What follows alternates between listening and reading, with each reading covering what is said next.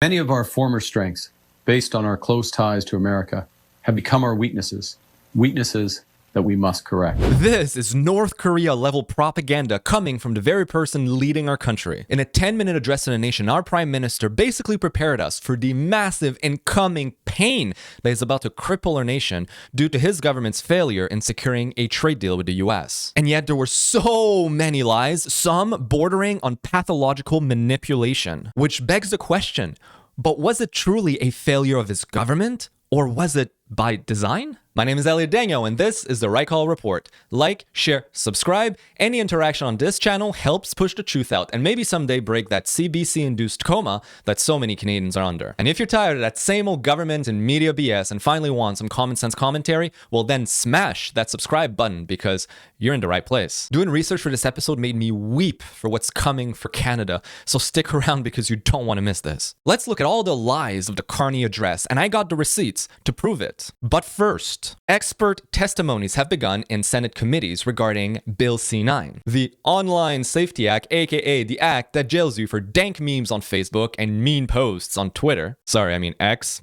Or for quoting the Bible. But who would the Senate call on as experts to give their opinions? Constitutional scholars? Nah. Legal experts? Nah. Human behavioral specialists? No. This is Canada after all. Jane Robertson, a digital visual storyteller with none other than CBC, our state-run media. And I have a very serious question to ask these people right after we listen to this madness. Journalists, especially women, minorities, and 2S LGBTQ+ members, the toxicity we face online and in person while doing our job is becoming overwhelming. Of course, they would mention this right off the bat, hitting us with the alphabets. Are we even surprised? 2.9% of the population, may I add, but we have to cater our laws to their needs. Many are also routinely exposed to traumatic content, violence, tragedy, and hate, leading to high rates of burnout. 89% of members say they need supports in health, safety, and mental well-being. We urge the government to support stronger protections through the upcoming Online Harms Act, particularly with journalist safety and mental health as explicit priorities. This would have to be a balanced approach to have harmful content removed from online platforms while not silencing charter-protected rights of freedoms of expression or limiting freedom of the press. 95% of media workers believe government action is essential to support the media sector. These are the people, by the way, that are in charge at CBC. They're the people that you pay at the tune of $1.4 billion a year to tell you what is true and what is not, supposedly. Action like protecting both the Online News Act and the Online Streaming Act. We need you to resist pressure and cohesive tactics in trade negotiations with the US that seek to amend or water down this legislation. Oh my God, can we go a day without mentioning the US as an excuse for our own self-inflicted lunacy? Oh my God. Change happens also. So apparently 95% of Canadian journalists want more online censorship to prevent criticism of themselves. Seems like a consolidation of power to me, away from independents like me that are holding them to account. So here is my question. Has there ever been in the history of humanity a group which was righteous in their desire or actions of censoring free speech? Like, ever. Those who seek to silence others for having views that they fundamentally disagree with have always been on the side of tyranny. No matter what emotional or puppy dog excuse used to protect us from harm or ensure social cohesion or to prevent bad actors. That's the insidious thing about letting emotions get in the way of policy. Freedom isn't supposed to be safe. It actually lies at the antipode of safety. To be free means that risks will exist. You want to be free to travel or move? Well, you risk crashes or getting lost or ending in a bad place.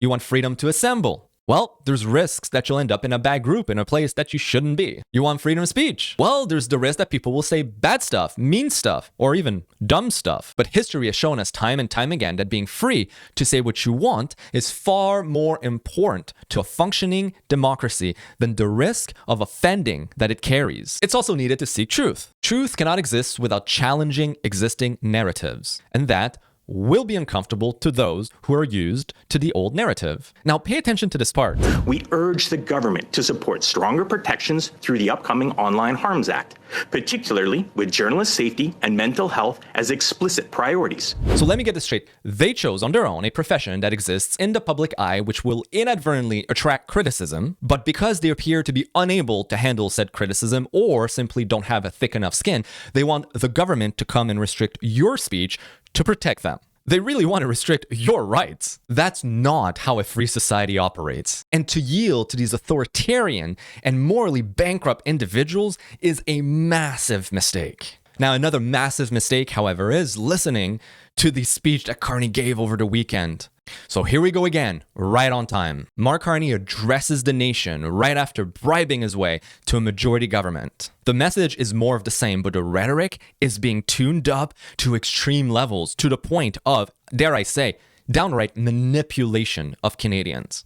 My previous jobs at the Bank of Canada and the Bank of England was part of my duties to make regular public reports on what we were doing to manage the economy. And I remember during the financial crisis, when there was a real risk of panic, I developed a practice called forward guidance.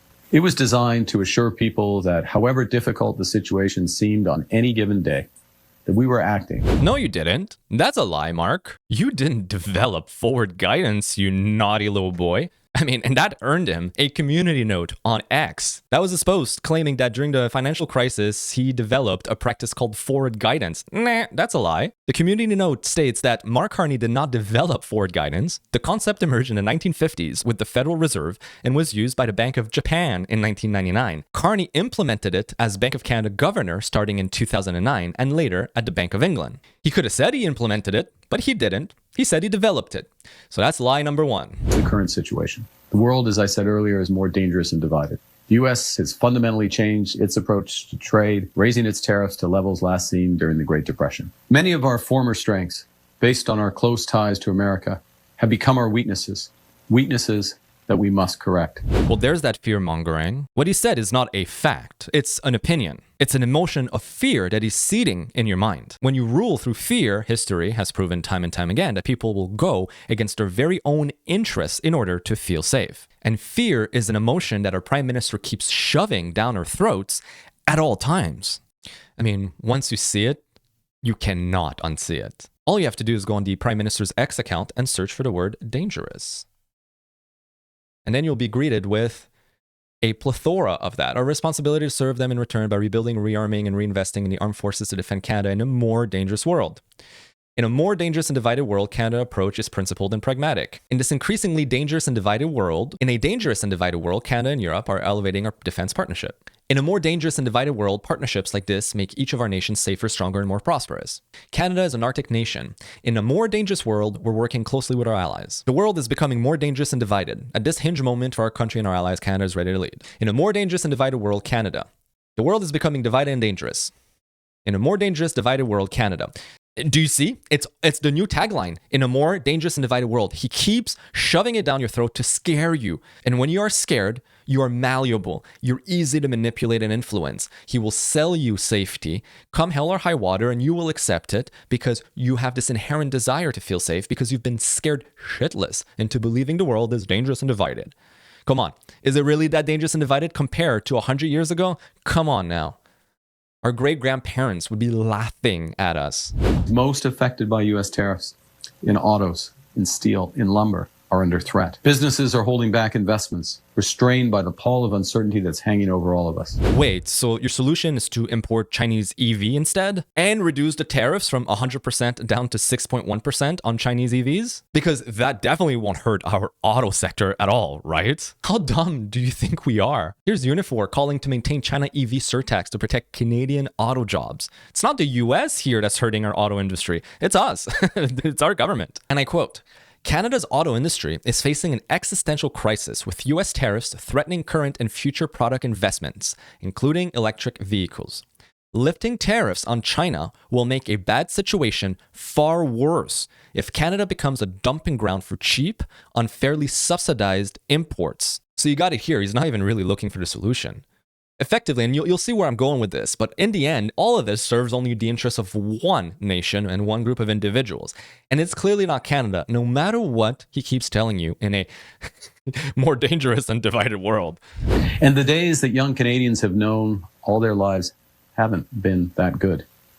Their lifetimes have been marked by a series of shocks and crises from abroad: the Iraq War, the global financial crisis, COVID, and now this. We have to take care of ourselves because we can't rely on one foreign partner. We can't control the disruption coming from our neighbors. We can't bet our future on the hope that it will suddenly stop. What the hell? Did he just blame the massive struggle that Canadians under the age of 40 are faced with because of the Iraq War that happened in 2003? Is this really the new boogeyman? In 2015, Canada had the most thriving middle class in the entire G7. Today, we're dead last. This is not because of the Iraq War, okay? Take it on good authority here. And it's not because of the US or Rona or Ukraine or any other insert boogeyman of the week right here. It's because of 10 years of horrible governance from your party. Its goals are ambitious: to catalyze $1 trillion in investment, to create one Canadian economy out of 13, to build new trade and energy corridors, and to double the size of our clean energy capacity. Yes. Ask yourself, why must it be clean energy? Canada sits on top of a fortune. Why not unlock it? Imagine winning the lottery and tearing up the ticket because you didn't like the numbers on it. The numbers that made you a fortune. This is effectively what we're saying. We're tearing up our lottery ticket because we don't like what it represents. I say, let's exploit our oil, our minerals, our natural gas. Let's get filthy rich. Once that's done, and Canadians are wealthy beyond any of their wildest dreams, then sure, we can invest it in whatever new energy you desire that tickles your fancy, okay? Tickles your pickle, that's my favorite expression. But let's get rich first. We won the lottery already. We are standing on a trove of natural resources that the world needs. We could be so rich. When I get into the office, I always look at this statue on my desk. It was given to me by Mike Myers just over a year ago. And this... Wait, what? When you're in the office? So like never? You know that Carney has spent just over 20% of the year abroad last year, right? And Myers, you're going to use Myers, the dude that left Canada to live in the US? Oh, the irony. Who defended Chateauguay, and Indigenous heroes such as Chief Tecumseh, who united Indigenous nations across the Great Lakes to resist U.S. expansion and protect their lands. They battled together against a common foe, and by doing so, they made our life today possible. Whoa, wait up.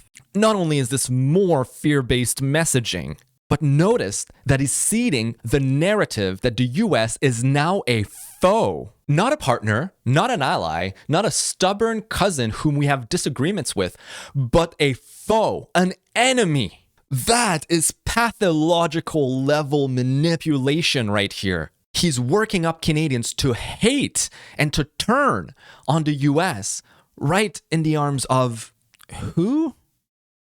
You tell me. If the US was such a threat, why does your entire family live there? Why are 91% of your millions and millions of dollars in assets held in America? Like Jason James from Brave New Normal said, the United States buys over 80% of our exports, and the reason for that is simple. Because we share a common border. This means that transport costs are almost non-existent, not to mention the fact that we share an almost identical culture. This idea that we can simply leave our trade relationship with the US in favor of the EU and China is insane. The EU and China don't buy anything from us. And do you know why? Because we are separated by thousands of kilometers of ocean. China can export its good to the world at a low price because their economy is built around slave labor. Canada's isn't. So who in Europe is going to buy Canadian manufactured products that cost 10 to 100 times more than products manufactured in China? Nobody. That's the answer. Nobody. Do you know why Europe buys oil and gas from Russia? Not because they love Putin, clearly. That's obvious. It's because Russia is right next door. It costs them nothing to move the oil and gas around Europe. Fact. Do you know why China buys oil and gas from Iran? It's the exact same reason. Whether you like the United States or not, it doesn't matter. We are chained to them geographically. We have to trade with them in order for Canada to maintain some form of economic viability. We need the American military to defend us. Fact. I mean, we're connected through NATO already and NORAD. Plus, let's be honest. If Canada was not such a good ally to the US, do you really think we'd stay sovereign for long? The country, may I remind you, with the most natural resources in the entire freaking world. You really think we would be able to hold on to it for a freaking second here? For a hot second? We've been too careless for too long, and we won't survive without them. The tariffs could have been avoided. The requests from the Trump administration were clear and reasonable. But Canada can't clean itself up because it's been so thoroughly corrupted. To begin that process would expose the rot. Yeah. Canada can't purge China from our country because China owns us and Carney and the Liberals and Carney's financial pals in Toronto and Montreal. Another fact. So this is what we have now, an unelected government steering us away from our very own best interest and into the communo-fascist abyss. Oh, and this is why I weep. So in short, Carney is effectively bracing Canada for pain. Pain that he chose to bring upon us. Because it doesn't have to be this way. This is purely self-inflicted. And you, not him, but you will suffer for it. Because remember, his entire family, his entire wealth is in the US. Shielded from the catastrophe that he's bringing upon us right here in Canada. He has no exposure, no skin in the game in the downfall of this country. Furthermore, this entire speech is basically an admission that he lied about being the best person to get a deal with Trump. He never had any intentions of getting a deal, and he ran on a fear campaign, as we keep seeing. It's an ongoing thing. The kind of campaign that is used by other autocrats and dictators in places like North Korea. And this only serves to push the propaganda to get power to roll out his net zero agenda and get rich. Because make no mistake, most Canadians who voted for Carney don't even know what the hell the Brookfield Global Transition Fund is and how he's going to get filthy rich from all of it while Canada's economy implodes. And for some added lulls, for some little comedic relief here, we have the US Secretary of Commerce, Howard Lutnick, telling us what the Americans truly think about this entire Mark Carney strategy. Because the pressures on the U.S. are only going to increase over time. Basically, you guys are in political trouble. The longer they wait, the better a deal you're going to have to do. Good for them. That is like the worst strategy I've ever heard. They suck. Look, we are a $30 trillion economy, right? We are the consumer of the world. Okay? Carney has a problem with us. He gets on a plane and he goes to China. Does he think the Chinese economy is going to buy his stuff? China is entirely an export-driven economy, right? So what did he do? He came back and said, oh, we'll take their electric cars. I mean, is this nuts? Yes, it is nuts. Yes. Look, the roadmap for Canada is clear. After all, Carney laid it all out for us before. UK is entering a decade of potentially profound structural change. New trading arrangements will be struck. A new immigration policy will be introduced. Major initiatives are likely on infrastructure, regional development, and the transition to a lower carbon economy. The MPC will need to assess the implications of all these developments for the balance of supply and demand and set monetary policy to deliver price stability in a way that helps smooth adjustment and supports jobs and growth for the good of all of the people of the United Kingdom. That was Carney when he was the governor of the Bank of England. So how did it all work out for the UK? Well, over the last 20 years, the UK economy has shifted from steady growth to a low growth, low productivity era, heavily impacted by the 2008 financial crisis, Brexit, and the pandemic. Average GDP growth halved from 3% from 93 to 07 to 1.5% from 09 to 2023.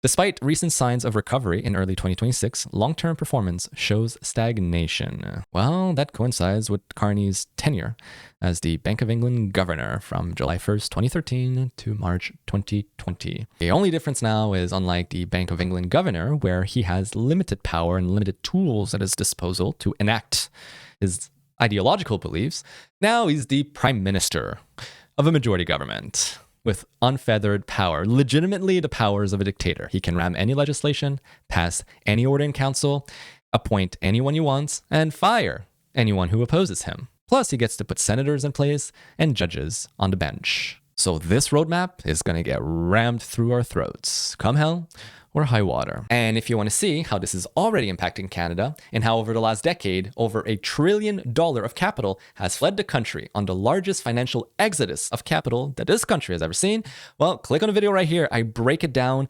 It does not look good. And folks, the next little while probably won't be as well. But for the time being, my name is Elliot Dango, and I'll see you guys next report.